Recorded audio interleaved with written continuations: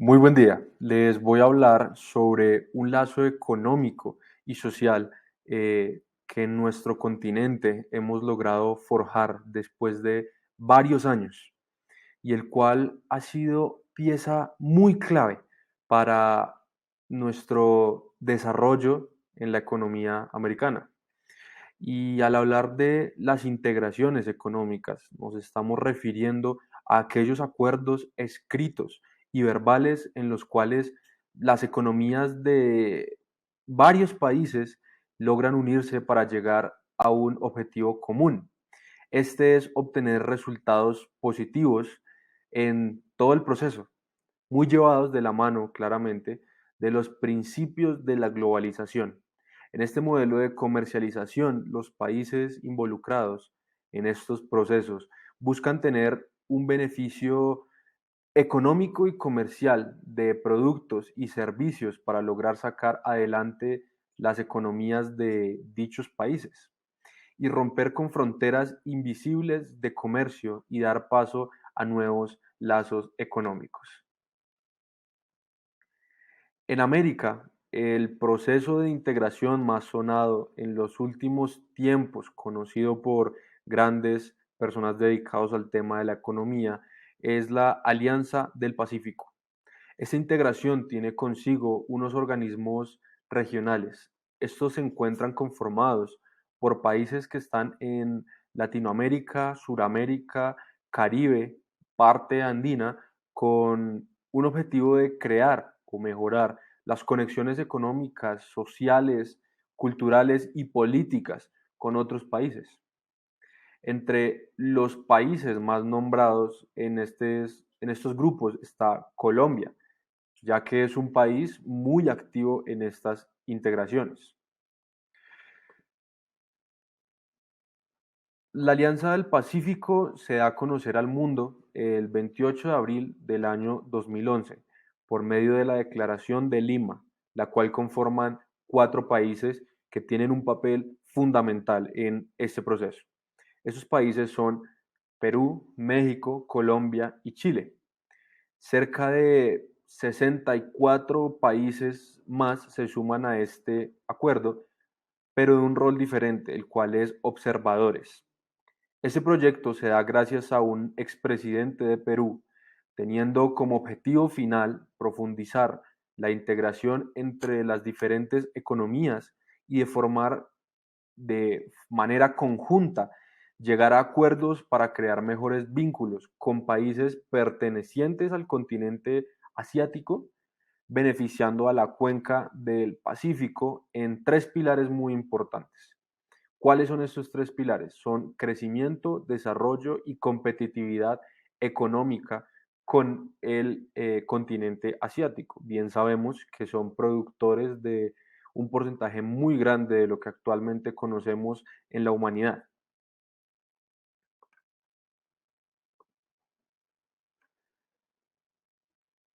Un punto a tocar en este momento es la sede principal de este acuerdo, el cual es un tratado constitutivo de Perú, al ser el país pionero y con iniciativa. Sin embargo, se considera una sede regional constituida por los países que la conformaron. La declaración se realizó en Perú, en Lima, en la capital, pero el tratado constitutivo fue el 6 de junio de 2012, donde empezó realmente a correr en orden dicho acuerdo, tener vigencia. La estructura organizacional de este acuerdo, de esta junta, se divide de forma sencilla en 2 grandes grupos principalmente y más importante, los llamados fundadores. Estos grupos o esta conformidad de 4 países que son ya previamente mencionados, Chile, Colombia, México y Perú, cumplen un factor muy importante, ya que entre estas 4 naciones formaron este acuerdo para lograr obtener beneficios económicos y comerciales. Y este segundo grupo del que vamos a hablar son los observadores, fundadores y observadores. Los observadores Son más de 64 países, como les había comentado, y este último grupo de naciones puede hacer parte de acuerdos entre estos territorios como fundadores, pero bajo un aval de los países fundadores. Es decir, si quieren hacer alguna conexión, algún tratado con principalmente con algún país asiático, el cual ya se tenga un registro y una campaña con la Alianza del Pacífico, va a tener que pasar primero por esta organización y tener el aval de esta organización para poder ser exitoso ese acuerdo.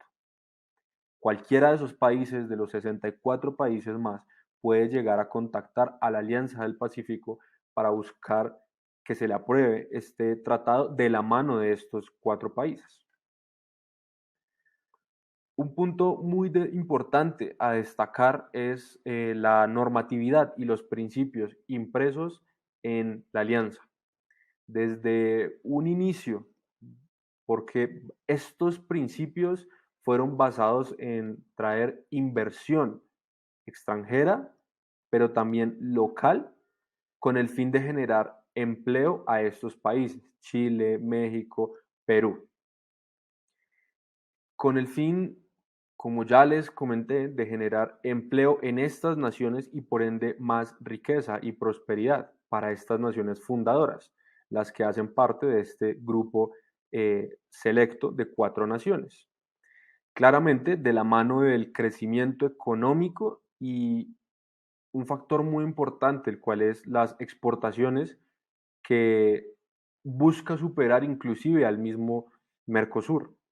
Este acuerdo mantiene vigencia hasta este año en curso 2021 y ha sido uno de los movimientos estratégicos que nuestra nación, Colombia, ha hecho en mucho tiempo para mejorar la economía local y entrar en la globalización de una mejor forma, con muchas mejoras, con muchos arreglos de problemas que en la historia hemos tenido al entrar en la globalización.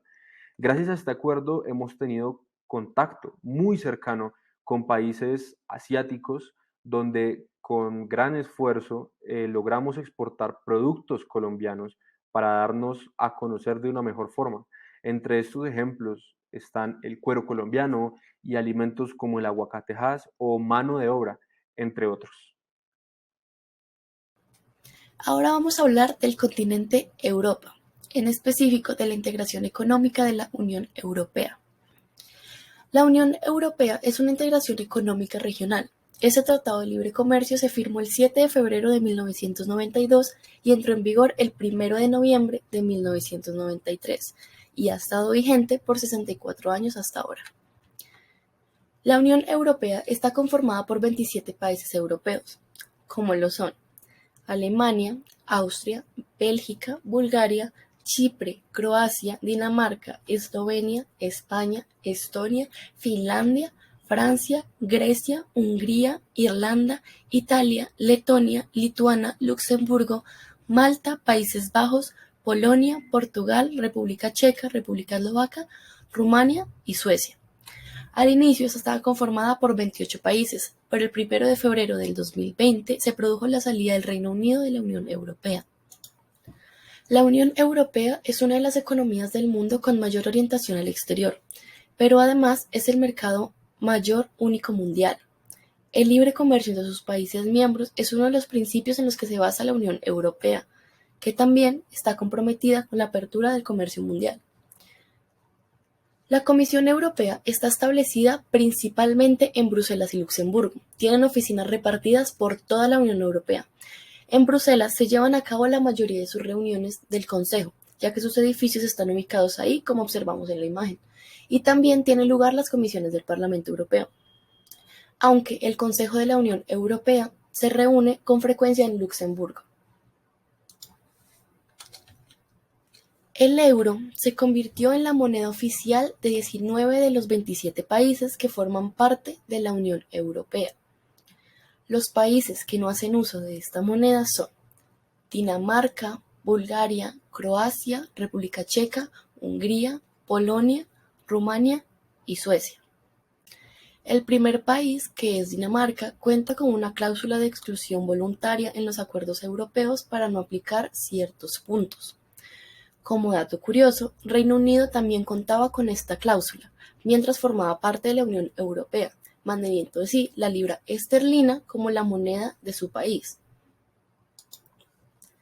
La Unión Europea está conformada por muchas instituciones, las cuales son el Parlamento Europeo, el Consejo Europeo, el Consejo de la Unión Europea, la Comisión Europea, el Tribunal de Justicia de la Unión Europea, el Banco Central Europeo y el Tribunal de Cuentas Europeo.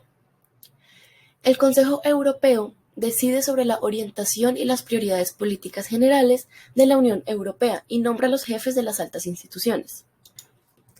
El Parlamento, junto al Consejo de la Unión Europea, negocia y adopta las legislaciones de la Unión Europea, decide sobre acuerdos internacionales y decide sobre las ampliaciones. La Comisión Europea propone nuevas leyes, gestiona las políticas europeas y asigna los fondos de la Unión Europea y vela por que se cumpla la legislación de esta.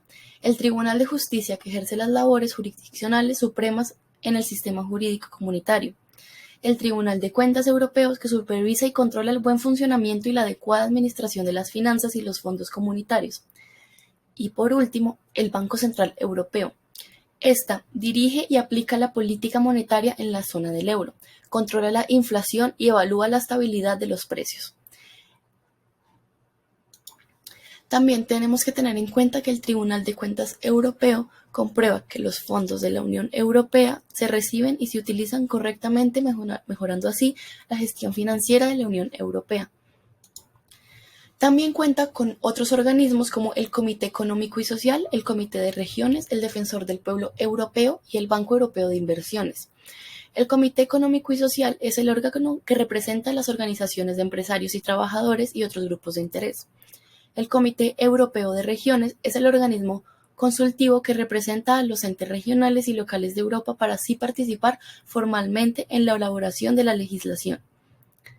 El Defensor del Pueblo Europeo investiga diversos tipos de mala administración, como abuso de poder, procedimientos incorrectos, discriminación, entre otros.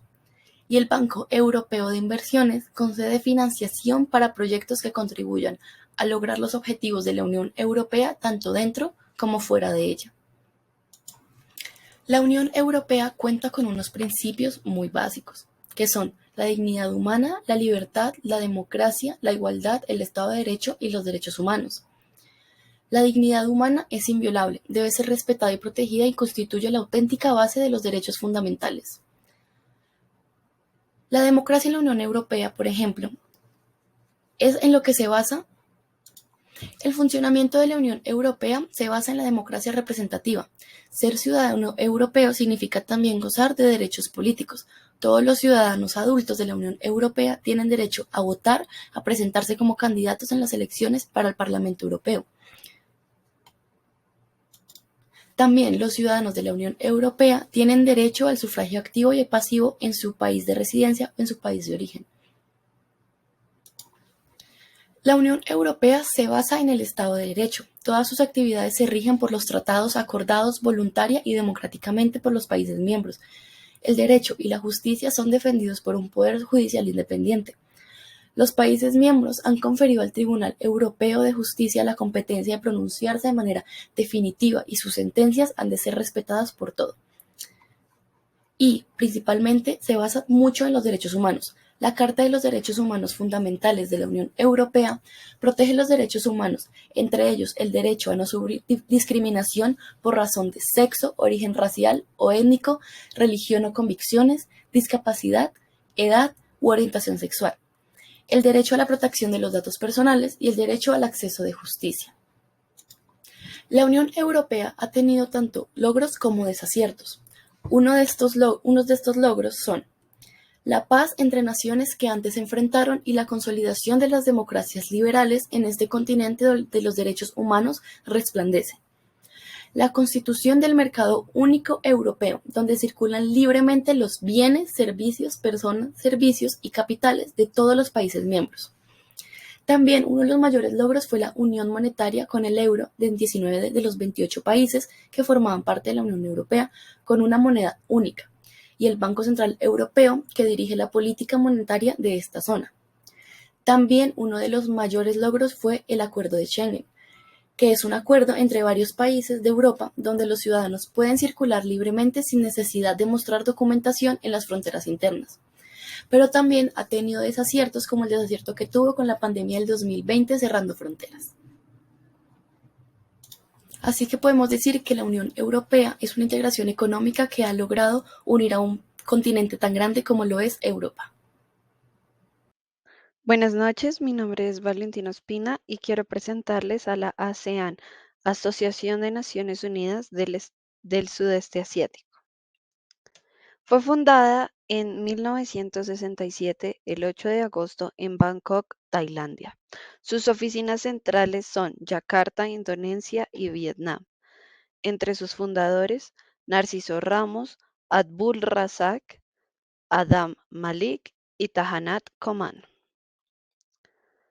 Crear estabilidad en una región inestable. Con este eslogan se funda la ASEAN. ¿Por qué? En el momento que la ASEAN es fundada, todas las naciones que involucran esta asociación estaban todos pasando situaciones muy precarias dadas en consecuencia a las guerras, ya que sabemos que el continente asiático ha sido o tiene muchos países que han sido partícipes de la Guerra Fría, de la Primera Guerra Mundial, de la Segunda Guerra Mundial, y una guerra es un negocio que desafortunadamente deja muy mal a cualquier nación si esta nación no es la ganadora. Gastos en ejército, soldados, armas, tanques de guerra, municiones, demasiados elementos que son una inversión o un gasto que debe hacer la nación que se encuentra en guerra. Fue fundada en Filipinas, Indonesia, Malasia, Singapur y Tailandia. La mayoría de estos países con pocos años de autogobierno y a esto se le agrega una situación precaria económica muy grande. A partir de la década de 1980 y hasta finales de la década de los 90, la ASEAN entró en vigor. Al finalizar la Guerra Fría, la ASEAN firma un tratado de libre comercio entre los miembros de esta asociación y la economía regional comienza a crecer durante la primera mitad de la década de los 90. La ASEAN se encarga de establecer tratados de libre comercio donde los países involucrados no presentaran aranceles o leyes aduaneras y por el contrario existieran los tratados de libre comercio para que así creciera la economía de cada una de las naciones que estaba involucrada en esta asociación. ¿En qué se basa el plan de acción de la ASEAN? Las prioridades para la ASEAN son las actividades y las medidas que deben adoptar ambas partes, es decir, las naciones que están involucradas, para que en conjunto se mejore la economía, la cooperación sociocultural, la seguridad política, incluso situaciones intersectoriales como la colaboración entre las secretarías de los diferentes países. En la imagen que está a continuación, ustedes pueden ver, la ASEAN se caracteriza por celebrar su aniversario, pero el año pasado lo realizaron en octubre por medio de una videollamada donde cada representante de la nación se unía a celebrar y a conmemorar su aniversario como fundación. Esa imagen es del 2020, pues por temas de COVID y de pandemia no lo hicieron presencial. Tras coincidir satisfactoriamente el primer plan de acción de la ASEAN, junto con el secretario general y los ministerios de Relaciones Exteriores de la ASEAN, se aprueba el segundo plan de acción de la ASEAN y las Naciones Unidas, que va desde el 2021 hasta el 2025. Incluye nuevas esferas intersectoriales como acciones por el clima, ciberseguridad, incorporación en la perspectiva de género, incluso discursos de odio y amor propio. Cada uno de las personas que ven en la imagen son representantes de las diferentes naciones que conforman esta asociación. A continuación voy a hablarles de los principales logros de la ASEAN. Em, en 2011 se amplió con Estados Unidos y con Rusia y juegan un papel importante las EAS, que son como las ES de la corporación. Juegan un papel importante en la arquitectura regional de Asia-Pacífico, así que también conmemoran el día de su fundación. Y en el 2015, tras 5 años de negociación, las naciones del sudeste asiático acordaron crear una zona bancaria libre, donde los estados podrían firmar tratados bilaterales que permitan a sus bancos actuar en los territorios de su socio con los mismos derechos y flexibilidades. Es decir, Malasia y Turquía o Tailandia crean el tratado o el acuerdo de zona bancaria libre, es decir, que los bancos de Tailandia van a funcionar y operar con las mismas leyes que operan en su país, permitiendo los mismos derechos y la flexibilidad. Después de más de 5 décadas de fundación, la ASEAN continúa afirmando el poder de la capacidad de resiliencia, solidaridad y adaptabilidad frente a los desafíos, ya que uno de sus mayores desafíos fue resurgir después de tantas guerras como naciones. Em, Vietnam se ha consolidado como el país principal de la asociación, ya que éste ha demostrado ser responsable y comprometido, desempeñando un papel de liderazgo en los asuntos de mayor interés para la asociación. Entre mis referencias, Bob Mundo es una revista y este artículo que habla sobre la Asociación de Naciones Unidas ASEAN fue publicado el 16 de noviembre del 2020 y también me basé en la página de las Naciones Unidas, en el Departamento de Asuntos Políticos y la Consolidación de la Paz. Muchas gracias. Hola compañeros, ¿cómo están? Soy María José Ramírez, espero que estén muy bien. Vamos a hablar el día de hoy de lo que es la Comunidad Económica de Estados de África Occidental. Bueno, este es un grupo regional que se fundó en 1975. Esta comunidad pretende promover la integración económica en 3 campos. Como lo podemos ver, es el comercio, la cooperación económica y la integración económica, mediante la elaboración de proyectos comunitarios. Este tratado se firmó en Lagos, Nigeria, en 1975 por los jefes de Estado y gobiernos que representan los actuales 15 países miembros de esta comunidad, los cuales son Benín, Burkina Faso, Cabo Verde, Costa de Marfil, Gambia, Ghana, Guinea, Guinea-Bissau, Liberia, Mali, Níger, Nigeria, Sierra Leona, Senegal y Togo. Estos están ubicados actualmente en África Occidental.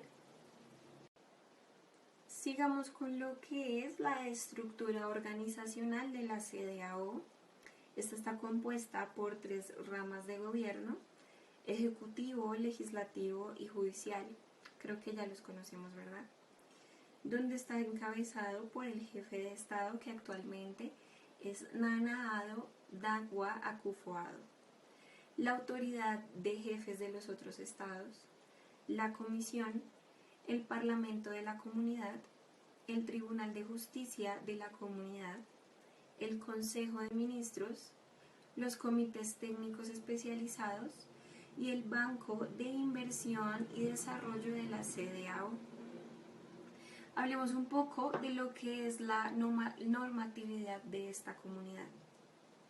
Dice que los actos comunitarios serán actos complementarios.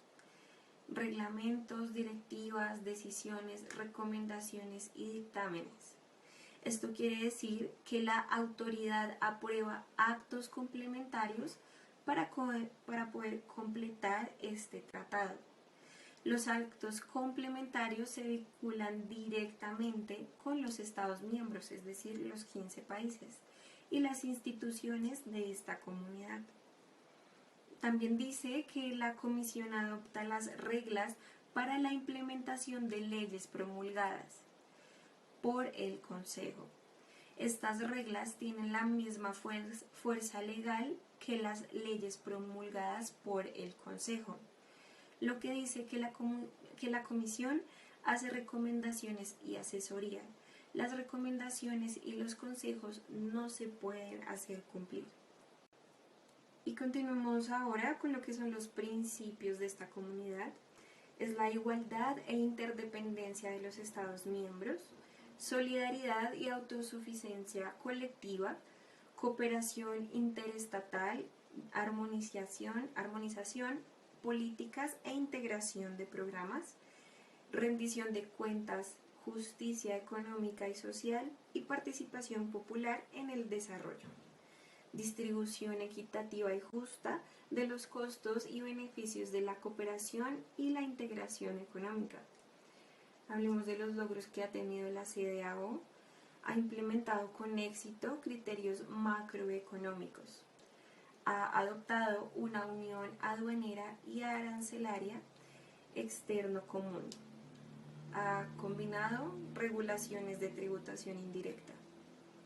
Inició políticas regionales estructurales y sectoriales. Una encuesta que realizó la FMI en septiembre del 2002 dice que es la más avanzada en el camino hacia la integración de todas las agrupaciones regionales de África. El componente SAP tiene como objetivo mejorar el sistema de gestión financiera y garantizar la información en tiempo real para la toma de decisiones de estas instituciones comunitarias.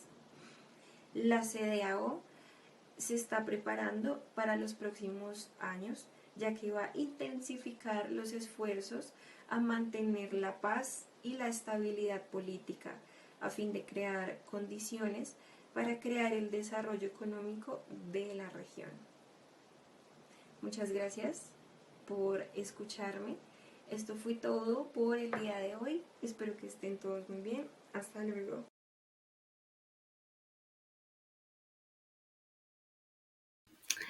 El día de hoy hablaremos sobre el continente de Oceanía, pero más específicamente sobre el Tratado de Libre Comercio RCEP, la Asociación Económica Integral Regional.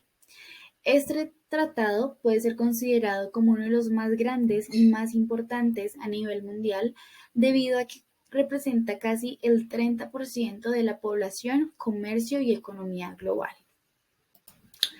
Está conformado por 15 países de la región Asia-Pacífica y Oceanía, entre los cuales encontramos Australia, Brunei, Japón, Malasia, Nueva Zelanda, Singapur, Vietnam, China, Camboya, Indonesia, Laos, Myanmar, Filipinas, Corea del Sur y Tailandia.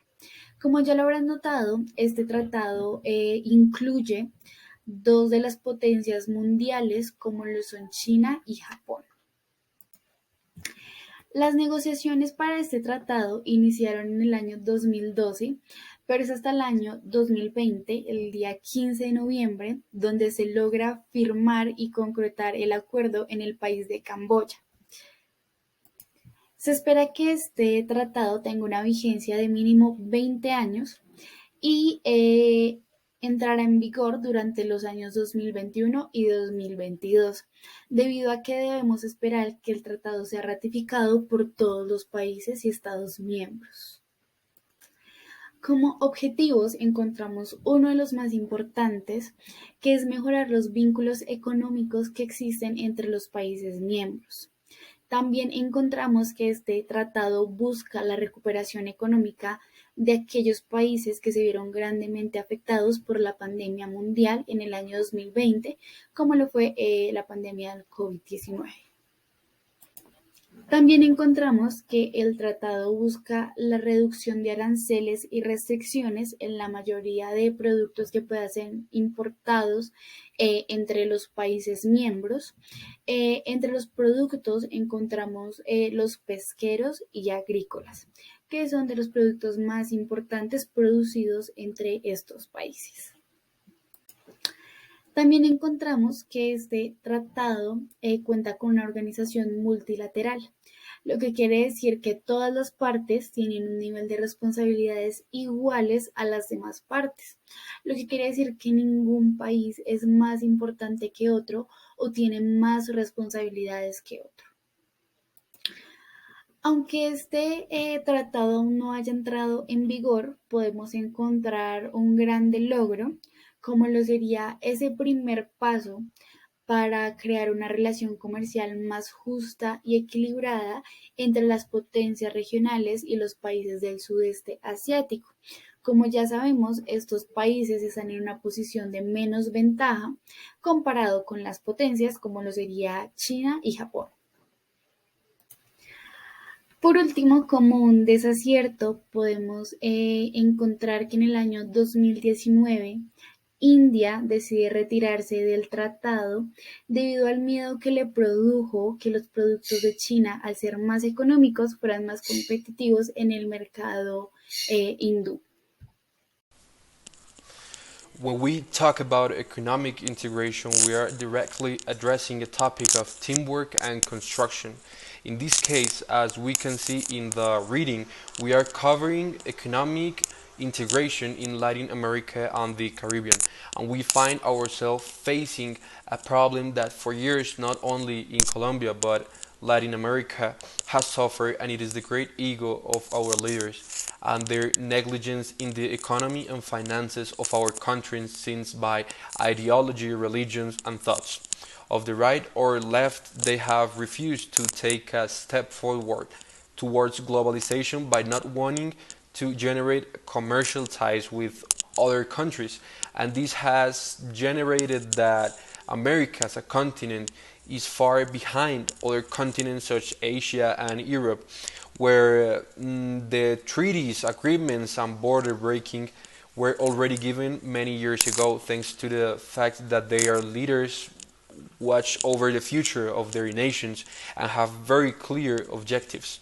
It is the moment in which the countries of America, we take ownership of today's economy and fully integrate ourselves so that we can compete in global markets.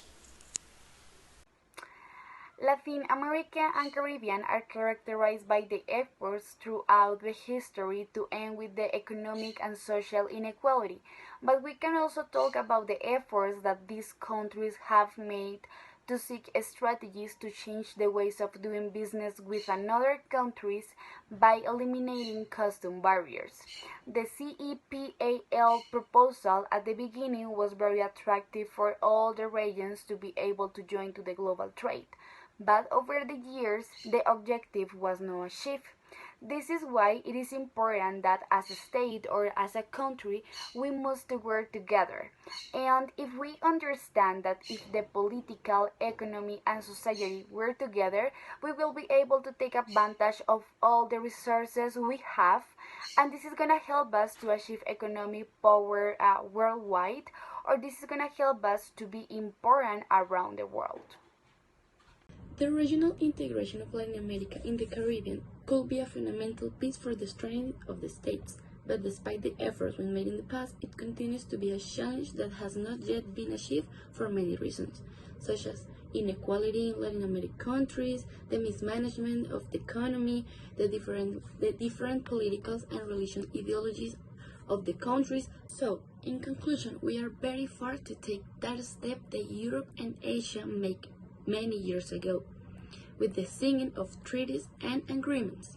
Hopefully, we can find strategies to strengthen the way we do business with other countries in the world and stop depending on the most developed countries. Hi, good morning or good afternoon. This will be my presentation of the conclusion about the document Trends and Instruments of Regional Integration in Latin America and the Caribbean. My name is Valentina Espina Gallego. The integrationist attempts of Latin America and the Caribbean continue to reflect a dependency with developed countries and in recent years emergency economies like in China. What it means is that all the new things or the new implements that Latin America and the Caribbean want to have in their nations or in their countries is because they influence about more desarrolled nations as China, like his example that it presents. So for me, a conclusion for this article is that most of the regional integration instruments are based on seeking the union of the different regions of the continent. So basically, what the developed countries did is that they make integrations between one nation and the other. For example, China and Japan, they belong to the same continent. Both countries will work together in order that the economy of both countries be really similar and be and the culture develop and their develop as industry, as nature, as way to save the world, but both of them are working like at the same hand. They are together. They are working on the same purposes. That is basically what Latin American Caribbean want to try. Avoiding also the rules about the that the article mentioned.